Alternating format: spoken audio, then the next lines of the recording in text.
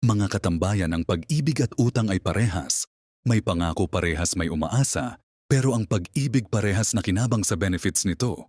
Ang utang ay isa lang nakinabang nito, mga katambayan. Meron na lang ako nakita na post kahapon tungkol sa utang na 8 reals na umabot ng halos 1 taon at puro pangako itong si umutang, kaya nainis na itong si inutangan, kaya humantong ito sa pag-post sa social media. Komento ko lang, hindi basihan ang laki o ang tagal nito para sa akin. Ang pangako ay dapat tuparin para hindi umasa ang pinangakuan. At kung hindi ito maibibigay sa araw ng pinangako, ay magsabi ng mas maaga para hindi umasa. Para naman dun sa inutangan, laging isipin sa bawat hakbang na gagawin natin, ay dapat nating isipin ang pwedeng maging kapalit nito.